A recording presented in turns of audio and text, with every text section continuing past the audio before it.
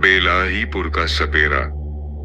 उत्तर प्रदेश के हरदोई जिले के पास एक छोटा सा गांव था, बेलाहीपुर।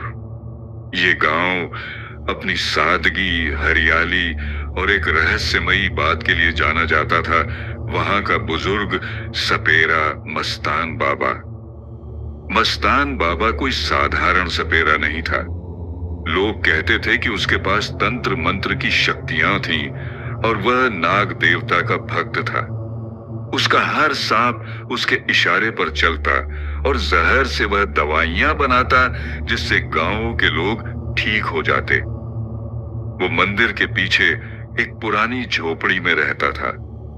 वहां उसने नागों की एक गुफा बनाई थी, जहां हर अमावस्या की रात वह बीन बजाकर एक विशेष पूजा करता था, नाग आराधना।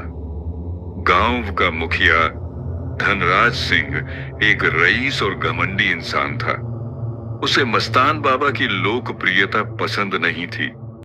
उसे लगता था कि लोग उससे ज्यादा मस्तान बाबा को मानने लगे हैं। एक दिन धनराज के खेत में खुदाई करते समय एक विशाल नाग निकल आया। बावजूद चेतावनियों के धनराज ने उस नाग को मार डाला। मस्तान बाबा दौड़ा दौड़ा आया और बोला, तूने सिर्फ नाग नहीं मारा, मेरे आराध्य को मार दिया। अब तूने खुद अपने लिए काल बुला लिया है। धनराज ने उसका मजाक उड़ाया और उसे गांव से निकल जाने को कहा। मस्तान बाबा ने गांव से जाते जाते कहा, 7 अमावस तक इंतजार करना, फिर देखना कि सांपों का बदला कैसा होता है। और वो चला गया।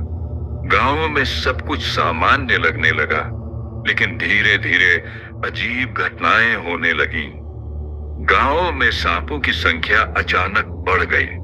बच्चे डरने लगे, पशु मरने लगे और हर अमावस की रात मंदिर के पास बीन की रहस्यमयी ध्वनि सुनाई देने लगी।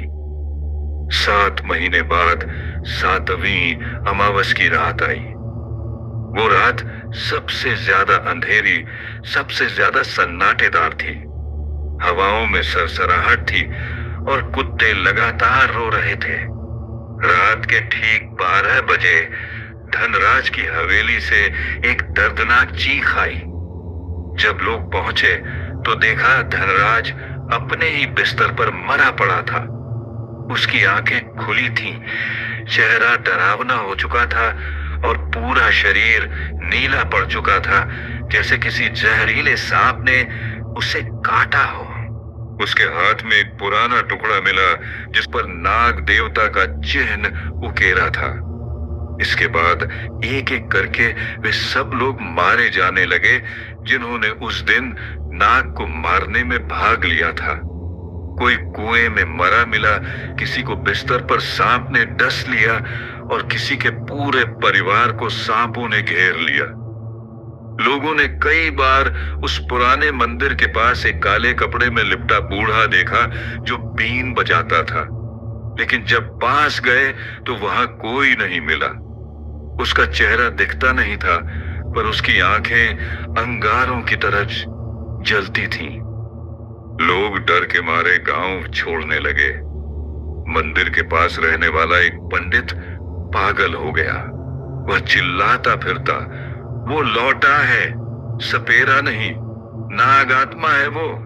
अब बेलाहीपुर एक सुनसान गांव बन गया। झोपड़ियां खाली, हवेलियां वीरान और मंदिर के चारों ओर नागों का बसेरा हो गया। कहते हैं कि आज भी हर अमावस की रात मंदिर के खंडहर से बीन की आवाज आती है। अगर कोई पास जाए तो उसे सांपों की फुफकार और जलती आंखों वाला बूढ़ा दिखता है जो कहता है, जो नागों को मारते हैं उन्हें माफी नहीं मिलती, सपेरण का बदला सदा रहता है।